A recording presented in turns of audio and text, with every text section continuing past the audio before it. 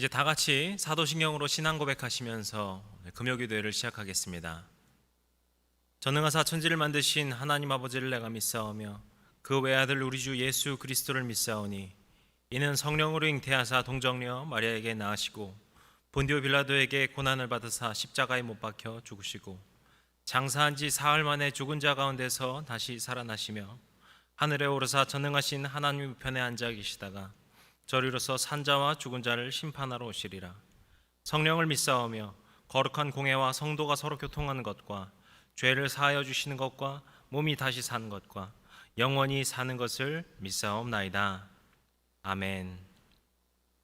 다 같이 찬송가 272장 같이 부르시겠습니다.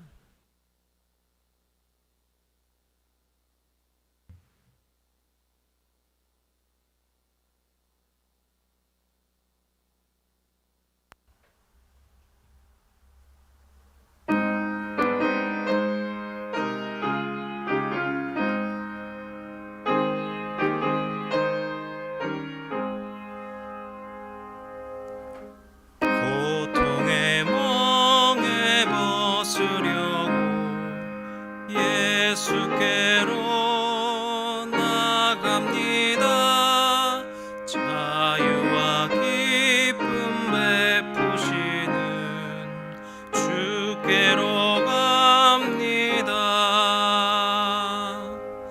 병든 내 몸이 튼튼하고 빈궁한 삶이 부해지며 죄악을 벗어버리려고 주께로 갑니다. 낭패와 실망 당한 뒤에 예수께로 나갑니다.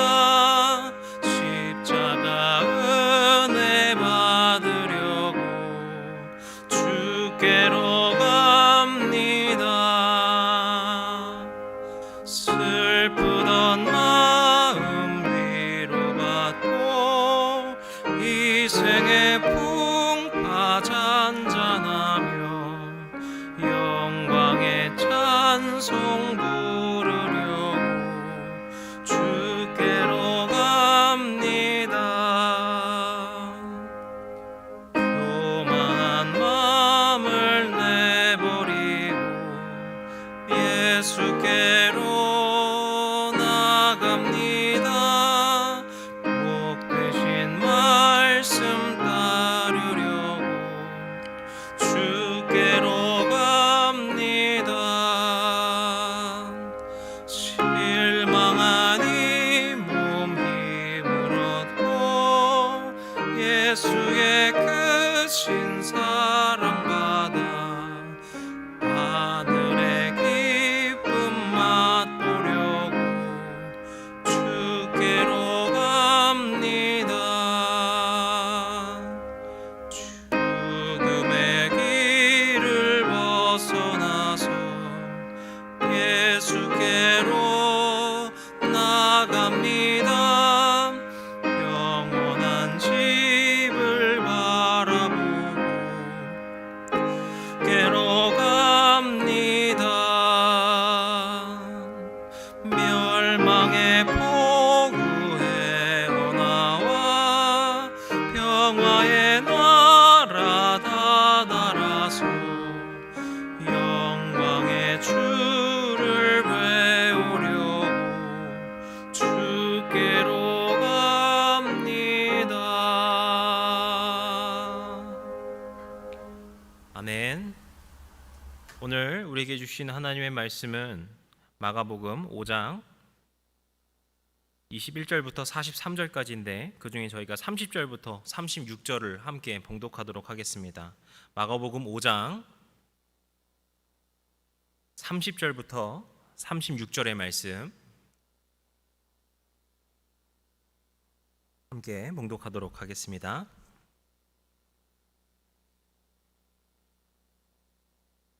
예수께서 그 능력이 자기에게서 나간 줄을 곧 스스로 아시고 무리 가운데서 돌이켜 말씀하시되 누가 내 옷에 손을 대었느냐 하시니 제자들이 여짜오되 무리가 에워싸 미는 것을 보시며 누가 내게 손을 대었냐 물으시나이까 하되 예수께서 이 일을 행한 여자를 보려고 둘러보시니 여자가 자기에게 이루어진 일을 알고 두려워하여 떨며 와서 그 앞에 엎드려 모든 사실을 여쭈니 예수께서 이르시되 딸아 내 믿음이 너를 구원하였으니 평안히 가라 내 병에서 놓여 건강할지어다.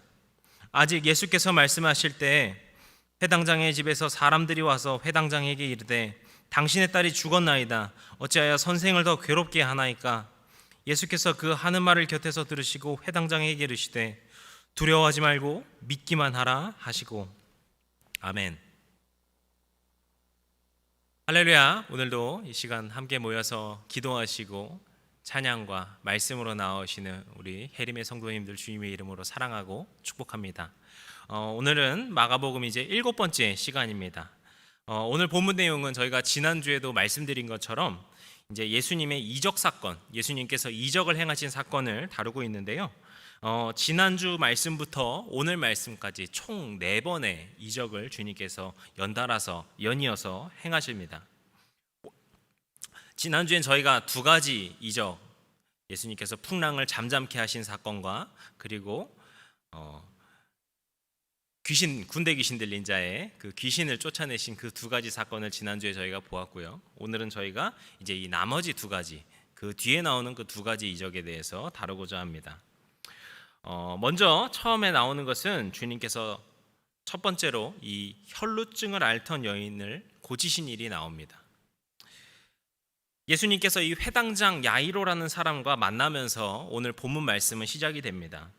예수님께서 이제 다시 갈릴리 바다 근처로 오게 되셨는데요. 여기서 야이로라고 하는 회당장이 주님께로 찾아옵니다. 이 회당장이라고 하면은 이 회당에서 말 그대로 회당의 장입니다. 그래서 이 사람들의 역할이 무엇인가 하면은 이 회당에서 이제 안식일마다 말씀을 낭독하게 되는데 그 낭독을 누가 할지를 선택하는 그 일을 맡고 있는 사람들이 회당장이었습니다. 그래서 이제 이 주변에서도 이제 명망이 있고 어떤 존경을 많이 받는 그런 사람들이 봐도 회당장이었습니다. 근데 이 회당장 야이로라는 사람이 예수님께로 찾아와 하는 말이 무슨 말인가 하니까 자신의 딸이 죽어가고 있다는 것입니다. 그래서 주님께서 찾아와 주셔서 우리 딸을 살려주십시오, 구원하여 주십시오 이렇게 간구하고 있는 것을 볼 수 있습니다.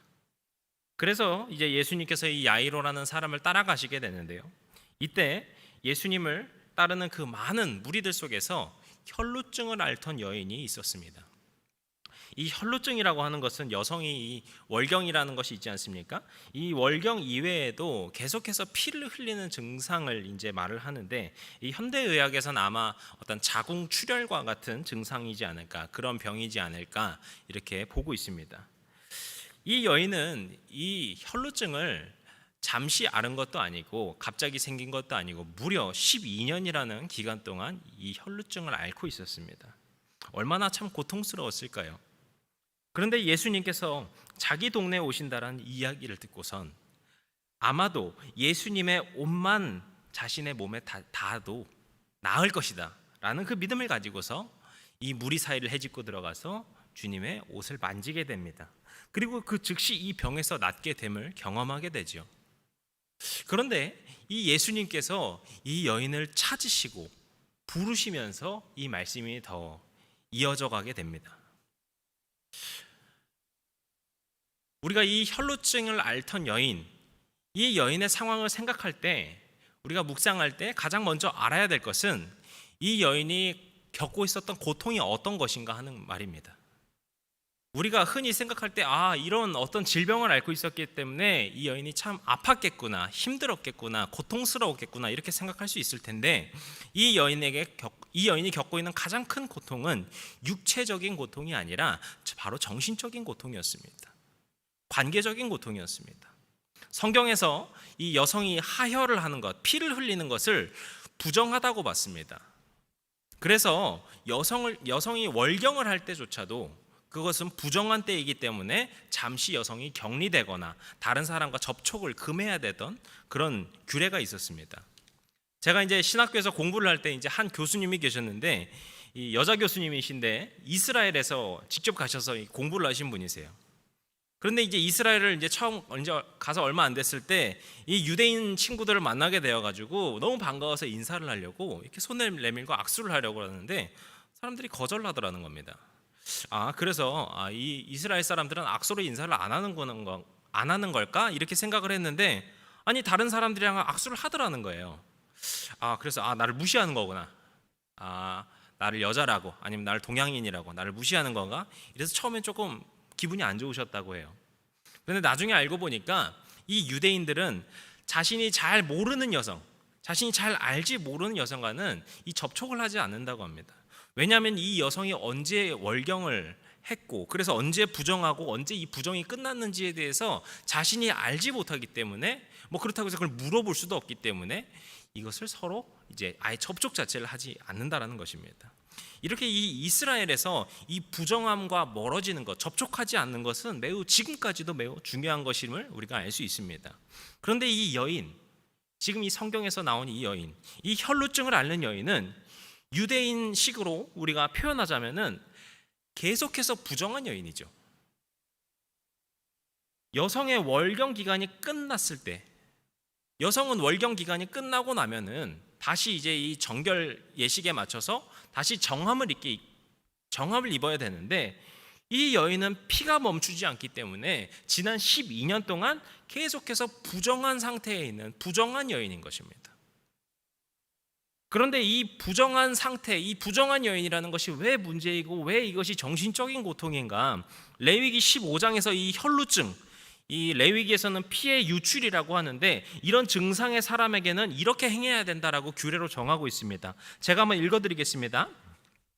여인이 유출을 하되 그의 몸에 그의 유출이 피이면 이레 동안 불결하니 그를 만지는 자마다 저녁까지 부정할 것이고 그가 불결한 동안에는 그가 누웠던 자리도 다 부정하고 그가 앉았던 자리도 다 부정하고 그의 침상을 만지는 자도 다 그의 옷을 빨고 물로 몸을 씻어야 되고 저녁까지 그 사람이 부정할 것이고 그가 앉은 자리를 만진 사람조차도 그 옷을 빨아야 되고 물로 몸을 씻어야 되고 저녁까지 부정할 것이고 그의 침상 위에나 그가 앉은 자리 위에 있는 물건을 만지는 것도 부정한 것이기 때문에 저녁까지 부정하다.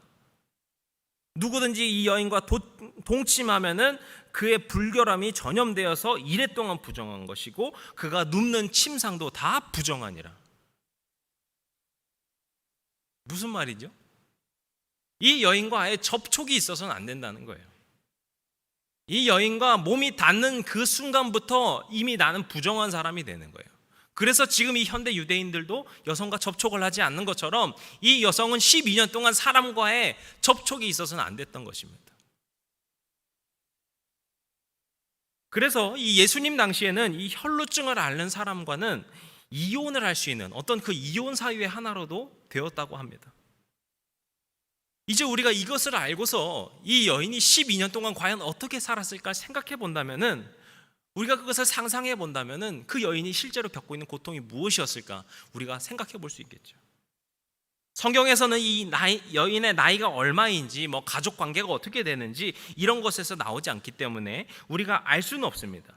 하지만 적어도 그녀에게 가정이 있었다라면 12년 동안 가족에게 갈 수도 없었을 것이고 그 가정을 만질 수도 없었던 것입니다. 혹 가정과 같이 산다고 할지라도 그 가족과 같이 산다고 할지라도 그것을 같이 산다고 보기 어려웠겠죠. 왜 그렇습니까? 그녀가 닿는 그 모든 것들이 다 부정하기 때문에 그것을 정하지 않다고 봤기 때문에 이 집에서도 마치 어떤 분리되어서 격리되는 생활을 한 것처럼 살았겠죠. 그것도 아니라면은 아예 어떤 나병 환자, 문둥병 환자들처럼 아예 가족과 떨어져서 살아야만 했을 것입니다. 사람들과 어울릴 수 있었을까요? 친구가 있었을까요? 일을 할 수 있었을까요? 아무도 자기를 만질 수도 없는 마치 이 사회에서 이 이스라엘 사회에서 자신은 존재하지 않는 사람처럼 이 12년을 살아야 됐던 것입니다. 그래서 지금 이 여인이 겪고 있는 고통은 단지 어떤 피를 흘리고 있기 때문에 그것이 아프다라는 그것을 넘어서서 정신적인, 사회적인, 어떤 사회 관계적인 그런 고통을 계속해서 겪고 있었다는 것을 우리가 볼 수 있는 것이죠. 그렇게 이 여인이 외톨이와 같은 심정으로 이 12년을 살아왔던 것입니다. 그런데 이제 이 여인이 예수님의 옷을 만지게 되어서 치유함을 받게 되죠. 이때 예수님께서는 이 여인을 굳이 찾으십니다. 예수님께서 그 따르던 무리들에게 누가 내 옷에 손을 대었느냐 이렇게 물으시는데요, 아마 제자들에게는 너무 엉뚱한 말이었을 것입니다. 24절에서 아마 보시면은 예수님께서 가실 때 큰 무리가 따르면서 에워싸서 밀었다 이렇게 되어 있거든요. 그러면 예수님께서 그 무리들 사이에서 막 부대끼면서 가고 계신 거예요. 그런데 그 와중에 뭐라고 하시냐면은 누가 내 옷에 손을 댔지? 물으신다는 거죠. 아마 뭐 이게 무슨 말인가 싶었을지 모르겠어요, 제자들은. 그런데 예수님께서 이 말씀을 하실 때 그 옷을 댄 사람이 누군지 찾으실 때 이 여인은 누구를 찾으신지 알기 시작했을 것입니다. 그리고는 이 여인이 주님께로 나와서 그 일어난 일들에 대해서 말을 합니다. 이 여인은 두려워하는 마음을 가지고서 주님께 그것들을 구합니다.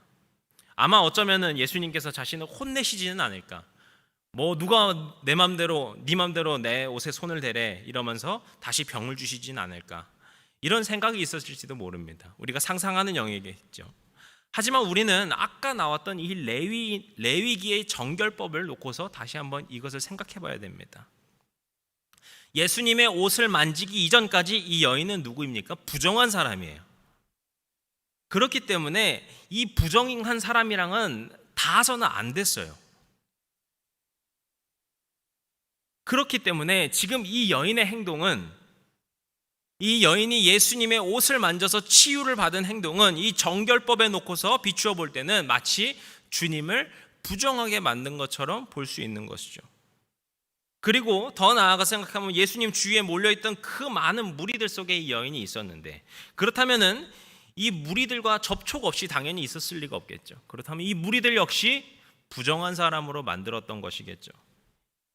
이 여인은 무려 12년이에요. 12년 동안 이 혈루증을 앓으면서 자신을 향한 핍박, 어떤 격리, 편견, 이 모든 것을 계속해서 경험했습니다. 그렇기 때문에 지금 자신의 행동이 무슨 행동인지 잘 알았기 때문에 어쩌면 그래서 더 두려워했을지도 모릅니다. 그런데 주님께서는 이 여인의 이야기를 들으시고는 이 여인을 축복하여 주십니다. 너의 믿음이 너를 구원하였구나. 주님께서 이 여인을 칭찬하십니다. 그리고 평안하라 축복하시면서 이제 내 병으로부터 건강할지어다. 주님께서 이렇게 선포해 주십니다. 지금 여기서 말씀하신 내 병으로부터 이제 건강할지어다. 성경에서 보면은 이것을 이렇게 표현하죠. 평안히 가라, 내 병에서 놓여 건강할지어다, 이렇게 표현하죠. 지금 이 표현은 마치 제사장이 어떤 부정한 사람이 있을 때 그 부정한 사람의 기간이 끝나고 그 사람이 정결하게 되었을 때 하는 그 선포와 같은 것이라고 볼 수 있습니다. 그렇다면 주님께서 이 여인을 굳이 불러 세우신 이유가 무엇이었을까요? 아니, 누가 내 옷에 손을 댔냐 물어보셨을 때 이 여인이 낫지 않았으면 모르겠지만 이 여인이 나았고 주님께서 그냥 칭찬해 주실 것이었다면 뭐 굳이 이 여인 찾지 않으시고 그냥 조용히 보내주셔도 됐을 것입니다. 그런데 왜 주님께서는 이 여인을 굳이 찾으시고 불러 세우신 것일까요? 그것은 바로 이 여인에게서 진정으로 회복돼야 됐던 것이 있었기 때문입니다. 그것은 바로 이 여인이 겪고 있었던 이 사회와 관계 속에서 외톨이로 남았던 이 여인의 그 마음, 홀로 남겨졌던 것 같은 마음, 존재가 사라진 것 같이 느껴졌던 그 마음, 그것을 우리 주님께서는 회복시키고자 하신 것입니다. 이 혈루증이라는 병보다 그 여인을 더 아프게 했던 것, 마치 자신을 이제 가족이랑도 만날 수 없게 만들고 자신이 이제 존재하지 않는 사람처럼 살아야 했던 그 12년 내 삶을 주님께서 바라보시고 그것을 회복시켜 주신 것입니다. 주님께서는 이 많은 무리들 앞에 이 여인을 세워서 이제 이 여인이 건강하게 되었다, 이 여인이 정결하게 되었다, 그렇게 선포하시면서 그 병뿐만이 아니라 그 여인이 갖고 있었던 그 존재, 그 상처, 그 자존감까지도 회복시켜 주신 것을 볼 수 있습니다. 이런 비슷한 이야기가 이제 이 야이로의 가정에서도 나옵니다. 주님께서 이 야이로의 집에 도착하셨을 때 이제 가고 계실 때 주님께서 안타까운 소식을 듣게 되시는데요, 회당장의 딸이 벌써 죽었다라는 것입니다. 그런데 이때 주님께서는 이 야이로를 진정시키시면서 이렇게 말씀하십니다. 두려워하지 말고 믿기만 하여라. 방금 혈루증을 앓던 여인이 예수님께서 부르실 때 두려워했지요. 그리고 예수님의 이 말씀을 보아서 이 지금 야이로 역시 딸이 죽었다는 소식을 들었을 때 두려워했던 것을 알 수 있습니다. 딸이 어떤 병이 걸렸는가는 이제 성경에서 말하지 않기 때문에 이건 역시 알 수는 없습니다. 그런데 우리가 여기서 알 수 있는 것은 이 야이로라는 회당장에게 있어서 딸이 그래도 살아있다는 것이, 그 목숨을 붙들고 있다는 것이 자신에게 있어서 최소한의 심리적인 안정감, 마지노선과도 같았다는 것입니다. 그래서 아마도 이 야이로의 믿음 가운데는 이런 마음이 있었을 것입니다. 그래도 우리의 딸에 숨만 붙어 있으면, 그 딸이 살아만 있으면 예수님께서 낫게 해주시지 않겠는가? 제발 살아만 있어다오. 아마 이런 마음이지 않았을까 싶습니다. 그런데 그 딸이 결국 죽게 된 것이죠. 자신이 생각하고 있었던 정말 최후의 보루와 같았던, 정말 살아있기만 해달라고 했었던 그 바람조차도 무너져 버린 것이죠. 그렇기 때문에 이 야이로는 두려워한 것입니다. 그런데 이 야이로가 그 딸이 죽었다는 소식을 듣고 그 두려움과 절망 가운데 놓여져 있을 때 주님께서는 야이로에게 두려워하지 말라, 너가 믿기만 하여라 말씀하신 것입니다. 혈루증을 앓던 여인은 자신이 진정으로 회복되어야 했던 그 마음의 병, 외톨이로 12년을 지내면서 알았던 그 부정하다는 그 편견의 병을 몰랐기 때문에 예수님이 부르실 때 두려워했습니다. 야이로는 자신의 믿음의 크기, 자신의 믿음의 그릇보다 더 큰 문제, 자신의 그 최후의 보루라고 생각하고 심리적인 안정감이라고 생각했던 그 마지막 기회조차 무너져 내렸을 때 두려워했습니다. 그런데 놀랍게도 우리 주님께서는 이런 그 각자의 상황들을 잘 아셔서, 그 누구보다도 잘 아셔서 그 여인이 모르던 그 마음의 병을 주님께서 치유해 주셨고, 이 야이로가 갖고 있었던 그 믿음의 그릇, 믿음의 경계, 믿음의 한계를 깨뜨리시고 그 믿음의 지경을 넓혀주신 것입니다. 그렇게 주님의 놀라운 기적, 그 치유의 은혜를 각각에게 베풀어 주신 것이죠. 제가 오늘 이 말씀을 묵상하면서 참 감동이 되면서 제가 하나의 이 찬양이 떠올랐었습니다. 이 제이어스라는 그룹의 이 시편 139편이라는 찬양인데요, 이 찬양은 그 제목 그대로 이 시편 119편의 말씀을 가사를 가지고서 찬양을 만든 것입니다. 그런데 이 첫 시작하는 구절부터 제 마음을 참 뛰게 하는 찬양이에요. 이렇게 시작하거든요. 나보다 나를 잘 아시는 주님. 주님께서 어떻게 안다고 하십니까? 나보다 나를 잘 아시는 주님. 아니, 세상에 나보다 나를 더 잘 아는 사람이 어디 있겠어? 아니, 아픈 거는 내가 아픈 거를 알지 다른 사람들이 내 아픈 거를 어떻게 알겠어? 내 믿음의 크기가 어떠하고 내 지금 마음의 상태가 어떠한지 나 말고 대체 누가 알겠어? 라고 생각할 수 있는 그때 바로 주님께서 우리보다 더 잘 아신다라는 것을 우리가 기억해야 할 것입니다. 시편 139편에서는 이렇게 말씀합니다. 여호와여, 주께서 나를 살펴보셨으므로 나를 아시나이다. 주께서 내가 앉고 일어서심을 아시고 멀리서도 나의 생각을 밝히 아시오며 나의 모든 길과 내가 눕는 것을 살펴보셨으므로 나의 모든 행위를 익히 아시오니 여호와여, 내 혀의 말을 알지 못하는 것이 하나도 없으시니이다. 우리 주님께서 우리를 관심을 갖고 우리를 바라보고 계십니다. 그래서 우리 자신보다 그 누구보다도 우리를 잘 아시는 주님이십니다. 우리의 쓸 것과 필요, 내가 그것을 알고 있다고 생각해서 주님께 구하지만 그 모든 것을 그 누구보다 우리 주님께서 더욱더 잘 아시고 우리에게 공급해 주고자 하십니다. 지난 12년 동안 혈루증을 앓던 여인이 주님을 향한 그 작은 믿음을 가지고 나와왔을 때 그녀의 어떤 그 질병, 그 혈루증뿐만이 아니라 그녀에게 가장 필요했었던 자존감, 관계, 상실감과 같은 그 모든 것들을 우리 주님께서 회복시켜 주셨습니다.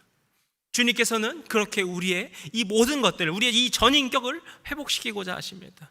야이로의 믿음이 연약하여서 그 딸의 죽음 앞에서 절망과 두려움에 휩싸여 있을 때 우리 주님께서는 그의 믿음의 눈을 더 크게 뜨도록 하여 주시고 그의 그 절망에서 그가 소망으로 넘어가도록 하시고 그가 두려움 가운데 있을 때 그를 다시금 평안으로 넘어가도록 주님께서 그 마음을 회복시켜 주십니다.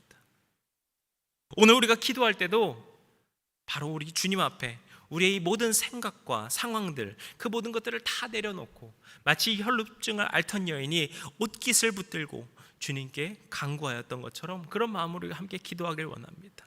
이 야이로가 자신의 정말 최후의 보루와도 같았던, 자신의 그 마지막과도 같았던 그 딸의 목숨이 사라졌을 때 우리 주님께서 그를 다시 세워주신 것처럼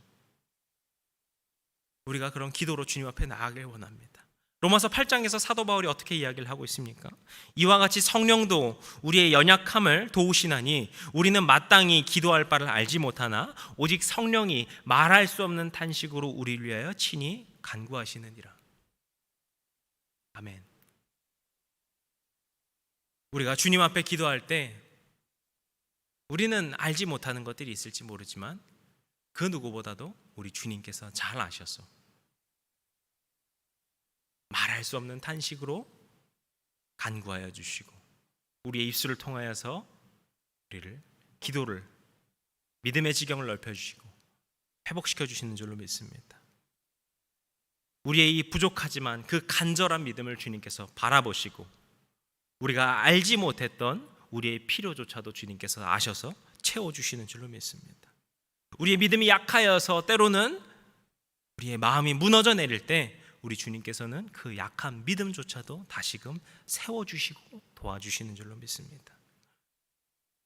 우리가 어떻게 기도해야 될지 그 기도할 바를 모르고 헤매고 있을 때 우리 주님께서는 우리를 위하여 친히 간구하여 주시는 줄로 믿습니다.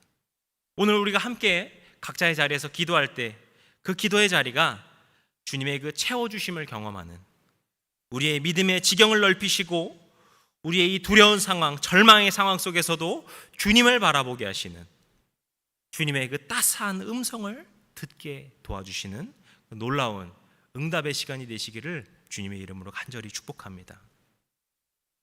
우리 시간 함께 잠시 이제 기도하길 원합니다. 이 시간 우리 같이 기도하실 때는 우리 같이 말씀으로 나눈 것처럼 먼저 우리의 이 연약한 믿음을 주님 앞에 내려놓길 원합니다. 우리의 어떤 두려움들, 우리의 어떤 상황들, 나의 생각들, 계획들, 걱정들, 그 모든 것들을 우리가 주님 앞에 진실하게 내려놓고 이제 우리 주님께서 우리의 믿음을 굳게 세워주시고 우리의 쓸 것을 누구보다도 잘 아심으로써 채워주시기를 우리가 함께 구하면서 주님 앞에 기도로 나아가는 그렇게 주님의 응답하심을 경험하는 주님의 예배자들 되시길 원합니다. 우리 이런 기도 제목을 가지고서 우리의 믿음을 주님께 올려드리며 함께 잠시 같이 기도하길 원합니다. 우리 같이 기도하시겠습니다.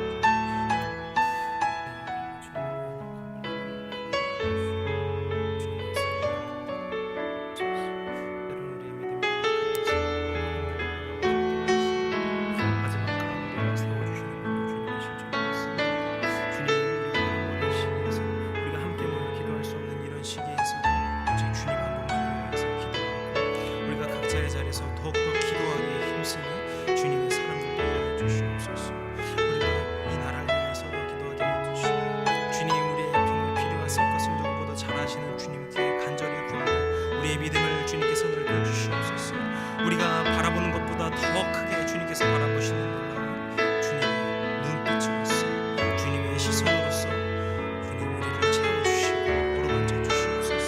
우리가 알지 못하는 우리의 마음의 병이 있습니까? 그것을 치유해 주시는 분이 다른 분이 아니라 우리 주님이신 줄 믿습니다. 주님, 우리가 이제는 희망이 없다, 이제는 절망뿐이다 그러니까 절망하고 있을 때 그것을 다시 한번 희망으로서 돌려주시고 우리에게 소망케 해주시고 우리의 두려움을 다시 한번 평안과 기쁨으로 바꿔주시는 분이 오직 주님이신 줄 믿습니다. 주님, 우리 가운데 함께하여 주시옵소서. 주님, 우리에게 베풀어 주시는 그 주님, 우리에게 다시 기도로 간구하여 주시고 말씀하여 주시옵소서.